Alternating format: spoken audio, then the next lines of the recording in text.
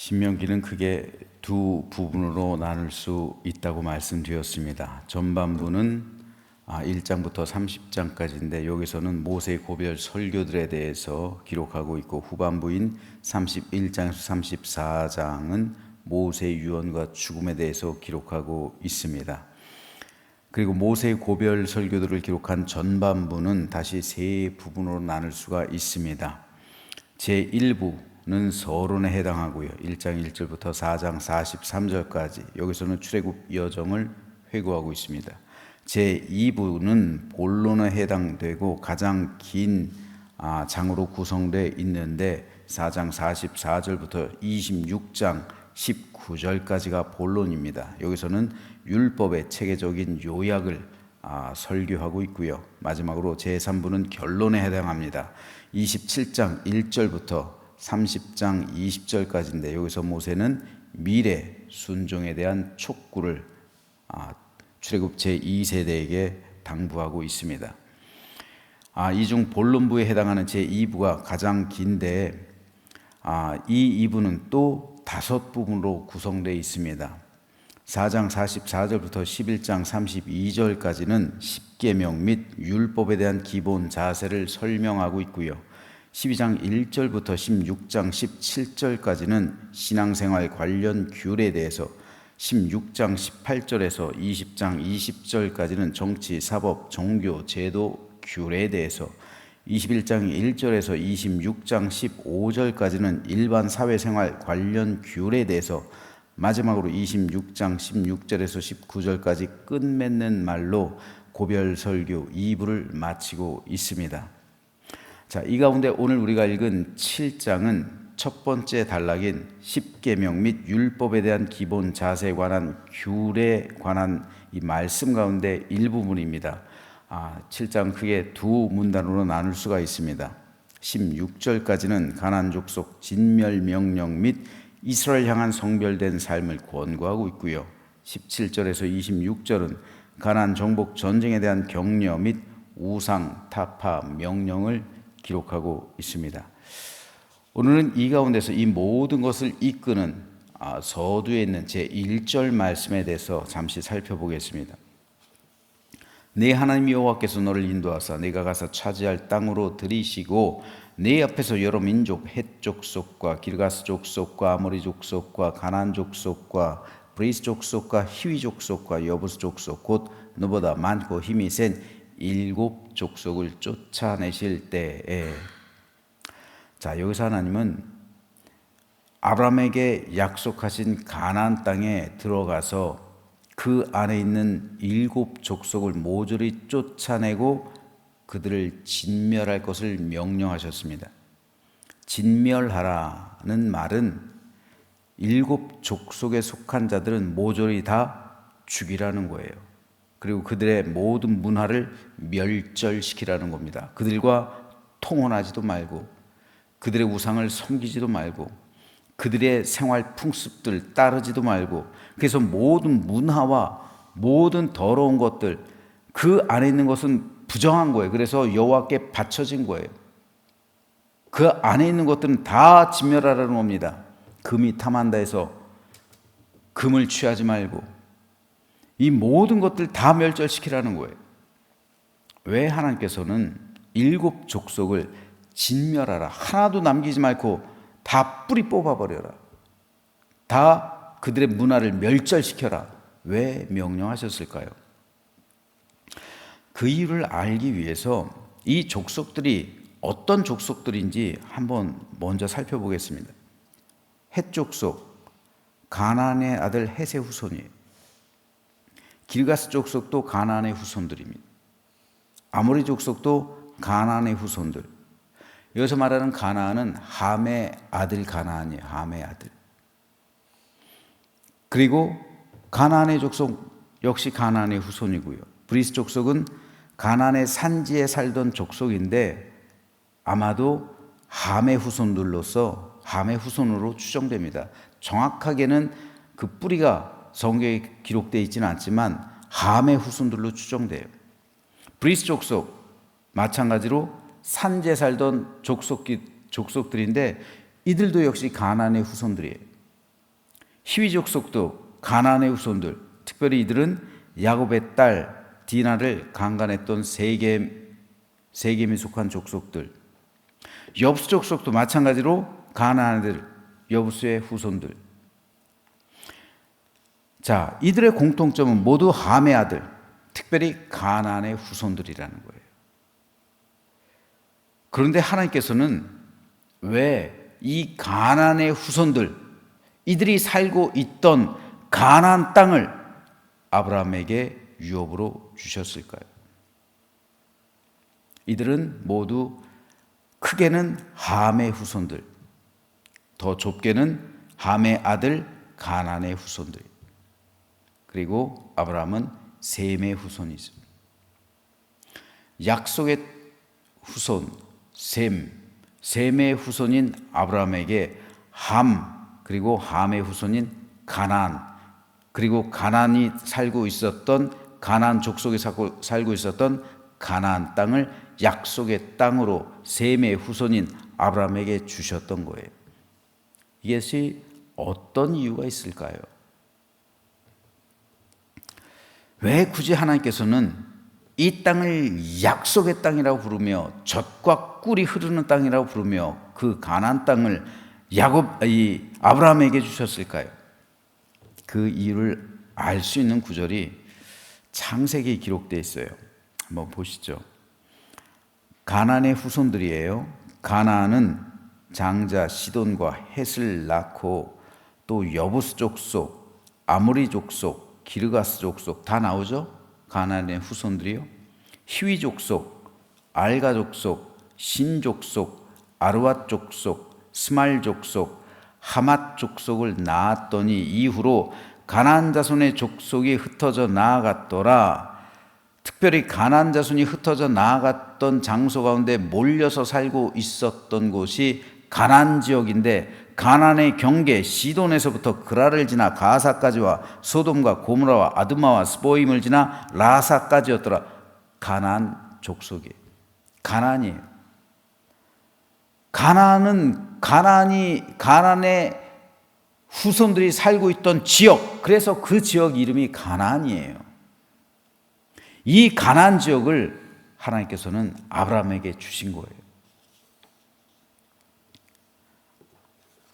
하나님께서 물로 세상을 심판하셨을 때 하나님은 세상을 새롭게 하셨죠. 왜요? 그 전까지 세상은 너무도 타락했어요. 특별히 성적으로 굉장히 타락했어요. 이미 동성애 문제뿐 아니라 너무도 더럽게 타락해 있었어요. 그래서 물로 세상을 심판하셨어요. 하지만 이 새롭게 된 세상이 또다시 타락하게 됐죠. 그 원인을 제공한 사람이 바로 함, 그리고 특별히 함의 아들 가나안이에요. 그래서 노아는 특별히 함과 그 아들 가나안, 특별히 가나안을 지목해서 저주해요. 대부분의 학자들 그리고 유대 문헌에 따르면 아마도 가나안이 술에 취해 있던 노아에게 성적인 행위를 자행했을 것으로 여겨집니다. 성적인 문제로 인해서 세상이 죄악으로 관영했고 타락한 세상, 그것을 물로 심판하셨는데 가나안이 특별히 또 성적인 범죄를 저질렀단 말이에요. 이로 인해 노아는 분노했고 특별히 가나안을 저주했어요. 그런데 이 가나안의 후손들이 살고 있던 지역이 바로 가나안 땅이에요. 왜 하나님께서 굳이 셈의 후손 아브라함에게 함의 후손 가나안이 살고 있었던 가나안 땅을 주셨을까요? 왜 하나님은 가나안 땅에 살고 있었던 가나안의 후손들을 다 멸절시키고 진멸시키고 그들의 문화를 받아들이지 말고 그리고 그들의 후손과 동화되지 말 것을 명령하셨을까요? 왜 그들을 진멸하라고 말씀하셨을까요? 바로 노아의 저주를 통한 하나님의 심판을 실현하시기 위함이에요. 그래서 더럽고 오염된 그 땅을 아브라함이라는 믿음의 조상과 그 후손들로 하여금 깨끗하고 성결한 약속의 땅으로 만들기 위함이었던 겁니다. 이로써 하나님께서 보여주시는 것이 바로 구원이에요. 우리 심령도 한때는 악에 속해 있었고 지옥의 권세 아래 영원한 멸망과 심판을 받을 수밖에 없었죠. 하지만 예수 그리스도의 십자가 보혈로 우리 모든 심령이 정화되고 깨끗하게 돼서 하나님의 구원과 생명을 약속으로 상속받게 된 겁니다. 하나님께서 보여주시기 원하시는 것이 바로 이거예요. 따라서 하나님께서 아브라함에게 가나안 땅을 주시고 그 안에 있는 모든 족속을 진멸하라고 말씀하신 것은 구속사적인 관점에서 이해할 때 정확하게 해석할 수 있는 겁니다. 하나님께서는 그 가나안 땅, 지금 가나안 땅은 더러워요. 오염돼 있어요. 가나안의 후손들이 살고 있던 땅에 어제 말씀드렸던 것처럼 그 조상 가나안을 보면서 그 후손들이 뭘 보고 배웠겠어요? 가나안 땅은 더러운 땅이에요. 그 땅이 그들의 죄악으로 인해서 토해내는 땅이에요. 오염된 땅입니다. 그들이 모여 살고 있었던 곳이에요. 너무나도 더럽게 된 땅입니다. 그래서 하나님께서는 그 땅을 정화시키길 바라는 거예요. 그 땅을 진멸하시는 거예요. 그래서 아브라함으로 하여금 그 땅을 주신 거예요. 가장 더러운 땅을 주신 거예요. 그래서 그 땅을 정화시키는 거예요. 깨끗하게 정화시키는 거예요. 그래서 그 땅에 하나님 나라가 임하게 제사장 나라가 되게 하고 그래서 그곳에서 구원의 생명 사역을 시작하는 거예요. 그렇기 때문에 하나님께서 아브라함에게 그 가나안 땅을 주셨던 것이고 그 안에 있던 모든 족속을 진멸하라고 그 후손들에게 명령하신 것은 결국은 가나안에 동화되는 것이 아니라 가나안을 정화시키는 삶, 세속화되는 것이 아니라 그 땅을 하나님 나라로 만드는 삶을 오늘 우리에게도 보여주시는 겁니다. 그러므로 우리는 영적 전쟁을 치르고 있는 거예요. 내 믿음 세속화되느냐 아니면 내 믿음으로 세상을 정화시키느냐, 이 싸움이에요. 이 싸움이 오늘 우리에게도 여전히 벌어지고 있는 거예요. 그러므로 오늘 본문에서 하나님께서 말씀하시는 진멸이란 단어예요. 그리고 7 족속을 정복하라는 거예요. 세상을 정화시키느냐 아니면 세상에 오염되느냐, 내 믿음 세속화되느냐 아니면 내 믿음으로 세상을 정화시키느냐, 이 거대한 영적 싸움에 오늘 하나님의 교회와 성도들이 전쟁을 치르고 있는 거예요. 그러므로 하나님의 교회는 세속화되느냐 아니면 세상을 정화시키느냐, 둘 중 하나예요. 중간지대는 없어요. 중간지대 자체가 있다는 것, 그 자체가 바로 교회가 세속화됐다는 증거예요. 성도의 삶 역시 마찬가지입니다. 목회자 역시 마찬가지예요. 세속화되느냐 아니면 세상을 정화시키느냐, 그래서 세속화시키느냐 아니면 제사장 나라 하나님 나라로 만드느냐, 둘 중 하나입니다. 중간지대는 없어요. 그렇기 때문에 오늘 하나님께서는 7 족속을 진멸하라 말씀하신 이유는 진멸시키지 않으면 너희가 세속화되기 때문에, 너희 믿음이 오염되기 때문에요. 그로 인해 너희가 멸망할 것이다. 이것을 정확하게 오늘 우리에게 보여주시는 거잖아요. 오늘 우리도 세속 문명, 마귀가 내미는 그 음녀가 내미는 금잔, 그것을 받아 마시고 우리 믿음이 세속화될 것이냐 아니면 거부하고 내 안에 있는 하나님 나라 성령님의 은혜 그리고 십자가 보혈을 세상에 뿌릴 것이냐, 그래서 그들로 하여금 하나님 나라가 임하게 하고 세상을 정화시킬 것이냐, 이 두 진영 간에 치열한 영적 전쟁이 벌어지고 있는 거예요. 하나님의 교회는 이 두 가지 중에 하나를 선택해야만 되고요. 둘 중 하나, 전쟁은 승리하느냐 패배하느냐, 둘 중 하나예요. 물론 세상 나라들에선 평화가 있을 수 있어요. 휴전이 있을 수 있어요. 하지만 하나님 나라 영적 전쟁에선 휴전과 평화 있을 수가 없어요. 그 자체로서 교회가 동화된 거예요. 그러므로 우리는 군함에 탔다고 그랬죠. 하나님 나라에 이를 때까지 우린 구원 방주에 탔는데 이 구원 방주는 군함이에요. 유람선이 아니란 말입니다. 우린 유람선 타고 천국 가는 게 아니라 군함 타고 천국 가는 거예요. 군함에 타고 치열한 영적 전쟁을 벌인 사람만이 하나님 나라에 입성하는 거예요. 그렇지 않고 유람선 탔다고요? 그 이미 세속화된 거예요. 그러므로 오늘 우리는 7 족속을 멸하라 말씀하신 이 성경 말씀을 읽으면서 이것이 바로 오늘 우리에게 적용되는 구원에 관한 하나님의 말씀으로 들어야 합니다. 그래서 치열하게 성도 여러분들 하루하루 살아가시는데 여러분들 육신의 삶을 위해서 치열하게 살아가시죠.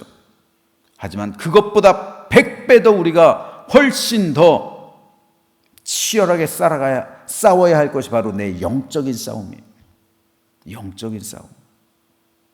내가 벌어서 먹고 살 문제, 육신의 문제, 이것이 중요한 게 아니라 내가 어떻게 하나님 나라를 위해서 싸워 나가야 할 것인가, 이것이 중요한 문제, 이것이 본질이요 핵심입니다. 그러므로 여러분 육신의 삶 때문에 영원한 삶을 잃어버리지 마시길 바랍니다. 육신의 생명 때문에 내 영원한 지옥으로 멸망으로 처하게 하지 마시길 바랍니다. 저는 저와 여러분 모두가 오늘 말씀을 보면서 이것이 보여주고 있는 것이 바로 우리의 영적인 싸움, 영적인 치열한 전쟁이라는 사실을 깨달으면서 오늘 여러분 세상 한 복판에 나가서 살아가시죠. 일주일 동안 여러분 치열한 삶을 살아갈 겁니다. 하지만 여러분이 진정으로 치러야 될 전쟁은 영적 전쟁이에요. 세상에 속한 거는요, 돈을 조금 못 벌면요, 조금 아끼면 돼요. 덜 누리면 돼요. 하지만 내가 영적인 이 전쟁에서 패배한다면 내 영혼은 어떻게 할까요? 내 영혼 지옥 가는 것을 어떻게 막을 수 있을까요? 예수님께서도 말씀하셨죠. 육신의 생명 빼앗기는 거, 그거 두려워하지 말라는 거예요. 네 영혼을 빼앗길까 봐 그걸 두려워하라는 거예요. 네 영혼을 멸하시는 하나님을 두려워하라는 거예요. 그러므로 우리 성도들 치열한 영적 싸움을 싸우는 십자가 군사로 오늘 부름받았다는 사실을 깨달으시면서 이번 한 주간 동안 치열하게 살아가십시오. 육신을 위해서도 치열하게 살아가시지만 그보다 100배 더 영적인 싸움을 치열하게 싸우십시오. 승리하십시오. 악에게 지지 마십시오. 마귀가 내미는, 음녀가 내미는 금잔 그거 마시지 마십시오. 그것 때문에 여러분의 생명, 여러분의 영혼을 잃지 마십시오. 세속적인 것 때문에 여러분들 생명을, 여러분의 영혼을, 여러분의 천국을 지옥과 맞바꾸지 마십시오. 승리하십시오. 그래서 영원한 하나님 나라의 유업을 상속받고 이번 한 주간 동안도 승리하며 기쁨으로 하나님 앞에서 하루하루 살아가며 승리자의 모습으로 대장 되신 예수 그리스도를 따라 살아가는 십자가 군사로서 하루하루 살아가시며 세속화되는 것이 아니라 여러분 때문에 세상을 정화시키는 능력과 거룩과 하나님 안에서의 승리자의 삶을 살아가는 우리 모두가 되시기를 주님의 이름으로 축원합니다.